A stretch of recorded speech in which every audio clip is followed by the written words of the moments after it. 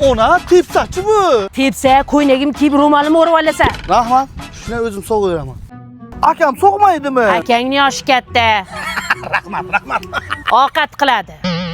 Sanglab ishlab qulcha. Aka sim to'shing. Ha, Zokir. Ko'rdingmi? Mana qilib suprashadi. Mana, ko'rdingmi? Ha shunaqa qilib. Ukajon, seni ham sinfdoshlaring. Ha, Shokir. Bilmayman, onam uzuklar ana shuni tushib ketdi. Mana bu tomonda mana. Ana shu odam sharmada. Ha, uyalyapsizlar. Xola, sut bormi? Bor, sog'i ber, qizlar so'rayapti. Hamsaning 3 ta qizi bor. Bittasini qiz qilib asrab olaylik. Ha, ahmoqqa o'xshaymizmi? Bilamiz uylarda ko'p ish borligini. Qizlar, o'zi shu bolaga ergatish kerak. Ro'zg'ordagi hamma ishni biladi. Maymunlar qo'limizga yig'lash yo'riga kullu-ku. Qara chippillab ishlashingni. Sen o'zi qiz bola bo'lib tug'ilsang bo'laydi. Siz bitta erkak bo'lib tug'ilsangiz yaxshi bo'laydi-da. Nima deyapsan o'zingchi? Yordam bering, bitta o'zim qilaman. Hali chayqalayotgan kirlarim to'lib yotibdi.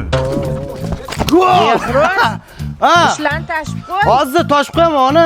Ha, Yerlarni ag'dar. hozir boraman. Voy Zokir Shokir, bitta sigir sog', bitta ovqat qil. Endi hamma oldiga shu gapni aytish shartmi endi ona? Shunchaki kel desangiz bo'ladi-ku. Va kechgacha hammasi tayyor bo'lsin. Men ulgurmayman hammasini qilishga. Nima? Sho'rvani qo'yasan, ungacha salat qilasan, chaqchuq, burka hammasini qilsa bo'ladi. Sen o'g'il bolalar bilan o'sgan odamga uy ishlarini o'rgatma. Bizda mehr bor o'g'il bola.